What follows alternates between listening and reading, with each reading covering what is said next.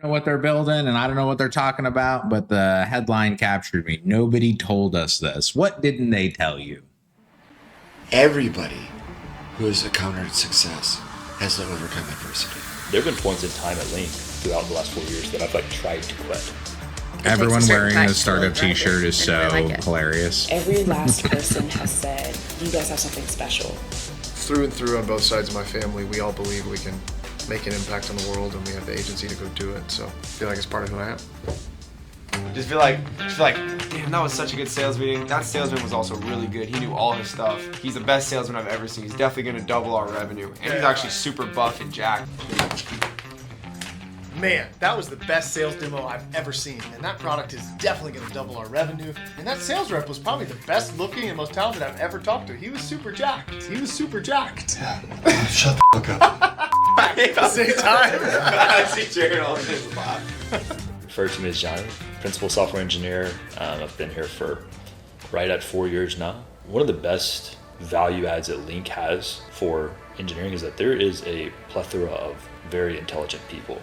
And so you can kind of skip some of the fluff and go straight to learning the things that matter, working with smart people.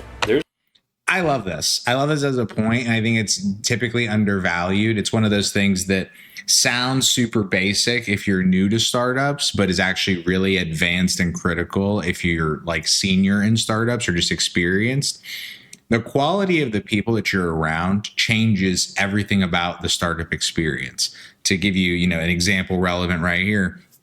Imagine if this guy had said the opposite, right? You probably would say it on camera, but it's like, every developer here is an idiot. I'm the smartest one. It's like, well, beyond just being arrogant, it's like, that probably makes day-to-day work really hard if I have to walk through the ABCs of development every time we want to make a basic change to our code base. Like, if you're dealing with people that are experienced or knowledgeable, or not only in their space, but how their space is applied and works in the context of an early stage startup, that changes the game, and it changes the whole experience. It changes the speed that you can work, the confidence that you can work, the focus generally across the team. Because if you've built 1,000 features, you start to understand what should and shouldn't go into something and how to manage it over time.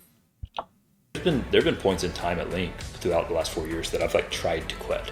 And tried to quit is not the right way to phrase it. I've been I'm going to go find a new challenge, because we've kind of overcome the challenge. It's how it felt in the moment. Recently, the hires we've made have... And that is a sign that's a real developer, because developers like solving problems, right? They like dealing with issues and coming up with solutions. Those that are in startup land, like there are some that just want to do the work, get paid, go home, be happy, great. They want to play at being a developer, just like many people want to play at being marketers or play at being finance people or play at being salesmen, and they don't actually know what they're doing and want to just, again, have the role and the title and the pay, but they don't want to actually do the work.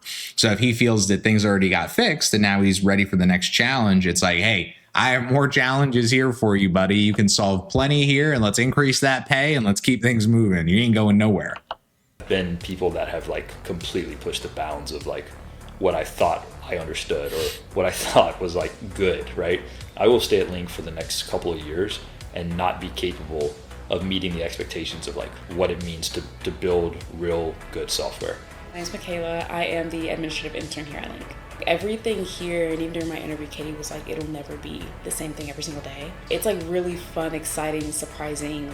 It keeps me entertained. It keeps me thinking, and I'm constantly growing, if that makes sense. I'm Katie Haynes. I'm an executive assistant at Link. When I started, I think I was employee 16. It's crazy. Now we're over 60 and hiring a lot more all the time. No one is asking where we're going anymore, which is exciting. If anyone's asking questions, it's actually a really good point. In the early days of building a company, you think you know where you're going, or you might be able to convince yourself or the team that you know where you're going, but it's like convincing someone that you know the road ahead. And then another version is, once you really know the road ahead, you can show them a map and be like, oh, we're going here and here and here.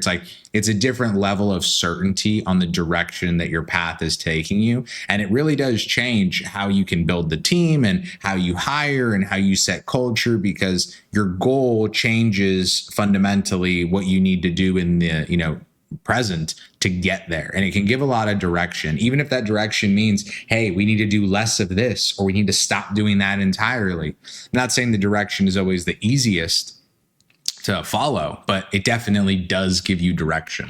It's like, how are we going to get there? But I prefer those questions over where are we going? I'm Avi. Same. And I'm a web developer here at Link. I work with the marketing team. I really like taking up challenges. Every single day, every single week, it's like a new challenge, a new technology that I've only heard of, or some of the times something you don't even know exists. That's very classic in startup land, and all the more classic as new, like more and more tools come out that are, better and better for doing stuff. I just learned about, more, I've heard about them, but learned more detail about them. Lovable, right? Which just announced like some big raise. And it's like, yeah, if you don't have a passion for learning new things or trying new things or encountering problems and then working to find solutions, startup land's not going to be for you, because it's always changing. It's always evolving. There's no way that your business looks, feels, and acts the same when you have no revenue and it's 2 co-founders than when you have $1 million in revenue and you have 10 people and you have 2 million in revenue and you have 15 people. Like, your culture in the business changes fundamentally, because even new people come in and they bring their own culture, they bring their own way of doing things. But certain fundamentals tend to stay the same, which is the business is always changing.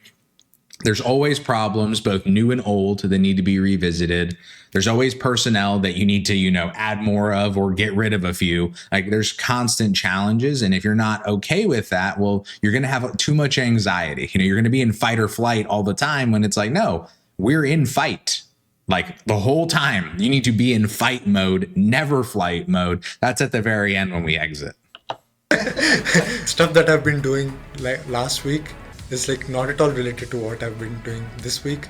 So it's like always something new to learn. Like, startups are not for everyone. They're not meant to be for everyone. It takes a certain type Totally to agree. really thrive here and really like it. Totally agree. I will say there's definitely imperfections in like our processes and the way that we do things, but I can tell in certain areas that we're still trying to figure it out with the They're being really transparent here. I actually love this company. Like, just the dynamic of the people here is great. But most companies are held together with duct tape and hope. Like, things work because we think they work, or because like we patch these two systems together. Like, just because you've got employees, just because you've got millions of dollars in revenue, or potentially have raised millions of dollars, doesn't mean there aren't fundamental issues with your business. That's okay. It's not a criticism or, an indictment of like, hey, you're doing something bad. It's like, no, you're building a business. And of course it's chaos and crazy. Like, what do you want?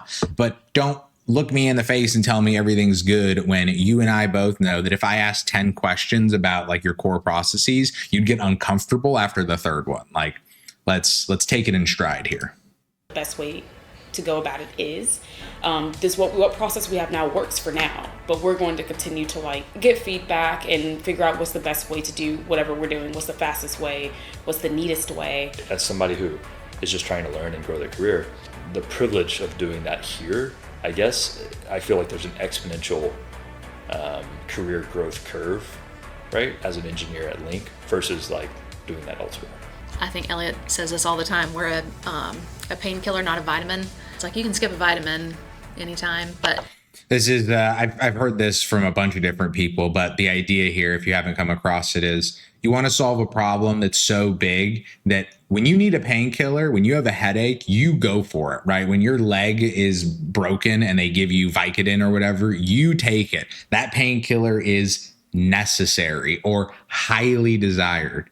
Vitamins, I have AG1 in my fridge that I've been meaning to get back on the train of drinking for like the last 2 weeks. Clearly, I'm not dying for it, right? Vitamins, you can skip. Vitamins can get passed on. Painkillers are, let me ask you, if you only had $50 left and you have a super big headache, but you also really care about your gut microbiome, what are you spending the last $50 on? The painkillers for the headache, or, the AG1 or whatever to help with your gut? It's like, obviously the average person's going to select the painkiller, therefore better to be the painkiller or sell painkillers. I mean, maybe you're in the drug business, great, but more theoretical. you're not going to skip your painkiller if you're in pain. Becoming more of that and less of a vitamin has been really cool to see. I do need your help though. I need you to push right here on my back. I need you to push right there. Here? Yep. HR, someone call. Go to I gym. like this. Cross your arms. Right. Uplifting your employees. We love that. Not below him, you gotta go above him. I feel like the right big here. dude There should it be is. picking up the little dude. Like, what's going on here? All right, light. Come on, muscles, use them. All right, now we're talking. Jesus. 2. Inhale. Exhale. There we go. There we go. The intern's like, what the fuck? You heard that, So didn't am you? I. That was good. Whew. Thank you. I just love these. Like, all right, back to selling. So Chewy's like OG user, what, like 12? Yeah. He got on. I'm user number 1. I better be doing Oh, yeah. He was our first power user ever. Oh, show him your card. Check He's it got out. like a This collector is back here. when we were digital only, and he racked up like 300 connections in a few weeks. The logo's what's fun to see here. The original. Look at this crazy logo. We thought that was the coolest logo for about 8 hours. Still is the coolest logo. It's actually not that bad. No, it's not. This is gonna be worth a lot of money one day. I believe it will. It will be. You gonna sell it as an NFT, man? What's going Chewy's a on? restaurateur. What do you call what's the bar version of a restaurateur? An alcoholic? Idiot. And I just drop money on everything and I hope that it works. He's This the man. is a He's got startup stuff guy. going on all over the country too. Cheese, chicken, pinto beans, a little bit of guacamole. That's Sheesh. it. Talking to a He absolutely Mexican crushed here. it. Come to Selling it. Birmingham, get the chicken burrito. See what a burrito can be. Listen, my mother would have something to say about You that. probably think this is a really scary conversation. It's not a scary conversation.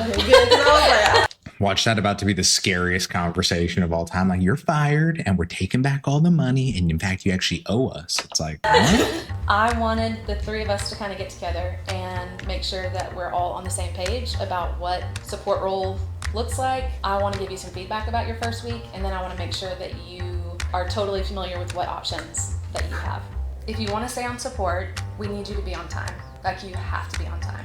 A second option is to go part-time. And if there's like something personal or whatever that's getting in the way of you being able to be on time, then maybe part-time would be ideal for you. Another option is to go back to sales. If you feel like you spent a week in support and you're like, this isn't for me, that's always an option. Or if you're like, I just don't think either of these options are great for me, like, we can part ways.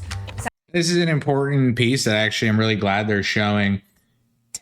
Competence can do a lot of things, right? And it's not that your salesperson's going to go be a great developer, maybe, but salespeople can be support, and support can be salespeople, and senior devs can be juniors, and juniors can become project managers. Like, you have everything available in startup land to, become whatever you want. And if you're a really good company, especially in those early days, like, they have 60 people, but it's a big team, but it's still a small class. Like, when I was in grade school, my 8th grade class was 60 people. Like, it's not a ton of people, right? When you look at something like this, you realize that just because someone is not delivering on their role or may not like it, doesn't mean we want that competence out of the building. Maybe this is someone that's really passionate about our business and our product. And if we can find a way to utilize them in a way that they want to be utilized and feel good about and align our interests, where it's like, maybe you're not delivering in this role and you're not happy in that role. But maybe if we sidestep you to a role next door, now you feel good. Now you're engaged. Now you're doing all the stuff that you want to be doing, right? And ultimately that leaves you just feeling more satisfied, more aligned. And now you've kept that competence. Now, the other side of it is, if someone isn't competent, I don't want them to have a title. Not intern, not boss, not senior dev, not junior dev. You got to go, right? Competence is a minimum in startup land, because if you, not that you don't even need to know every single thing on how to do your job, but if you don't have the ability to learn or self-teach or some hybrid of both to be able to, like, capacity to learn is more important than what you know immediately. Competence is not you knowing everything. It's your ability to learn and self-direct and find a way to get to the goal, which in this case, if it's being a great support person, great. What do we do? Like, if the competence is read 100 books, great. If the competence is watch a bunch of videos, great. But competence shows through no matter what. Sounds like you know that you want to go and stay in support full time. Yeah. If you have, okay, let me know if you have any questions in the meantime, and I'm excited to see what you do here. For sure. Awesome. Thank you, Takalia. Thanks, guys. You're so welcome. How has your parents influenced your entrepreneur journey? I have entrepreneurship of different flavors running through my family on both sides. My grandfather on my mom's side, he worked full-time from the age of 8 to 83. He started as like a shoe cobbler, and then as he got older, he invested into a clothing store in Mississippi and grew it to be one of the #1 stores in the Southeast. They had 3,000 suits on the racks at any given time, everything from hand-tailored, custom-tailored, up to, hard Schaffner marks right off the racks. He invested in oil and got into real estate deals and oil deals. Man, became a titan, it sounds like. Good He ended Lord. up losing all of that in a cascading series of bad investments right when my mom and dad got married. What a And classic. So my mom grew up pretty privileged, pretty well off, and then all of a sudden had all this debt they didn't have a way to pay for. My dad left, he was in life insurance and then was a rehabilitation coach for people coming out of addictions and rehab. He left to go into full-time ministry in 2001 when I was 9. And I went to 7 different schools in 8 years because we moved around so much. And going into ministry doesn't pay super well. So we were like financially, pretty insecure as kids. But this is actually not uncommon, and hearing this doesn't kind of surprise me why this guy's in startup land for 2 reasons. And again, I'm making big assumptions, but it's the internet. That's what we're here for, right? One, that entrepreneurial gene always means something, that I'm going to go figure it out. I'm going to survive. Like sometimes the entrepreneur is just someone willing to do what's necessary on their own to survive the day, right? Which it sounds like is what, his grandfather did. And then a little bit of competence along the way. And then what happens? The rise. And then what is it? Shakespeare, the fall, right? This happens a lot. And often there are people that they want to rebuild themselves, their family, the family name, right? Or that gene that's dormant in them from their grandfather's era, reemerges in a big way. Sometimes it's necessity, pure and simple. Like again, his mom had all this money. Now she doesn't. Dad seems like he was doing okay. Insurance people, if you're good, you can make some good cash. Now not making any money. Like to see all of this, I'm sure that money and the thought of wealth and all these things just weighed in his head. Not that he was hopefully crushed by it, but I guarantee it was a thought. And it's been a thought since he was a kid, I would imagine. Saw my dad start his own ministry and then eventually start his own church and build that up. And, a church is a business in a lot of ways. He's an entrepreneur, as was his dad and his dad in their own way. So I've gotten it from 2 very distinct angles, but through and through on both sides of my family, we all believe we can make an impact on the world and we have the agency to go do it. So it was modeled for me in different ways growing up, and I feel like it's part of who I am. I hope 5 years from now it is not a question of who is winning or who has won. Going above and beyond when there is a problem, especially if it's a major problem, but even the smallest problem, we're on it, we're fixing it for you. I definitely see Link having the potential to be one of those big companies, because just like looking at the leadership, that tells us a lot of things. One of the most exciting things at Link right now is that our vision of where we want to see this company in, I'll call it 10 years, is massive.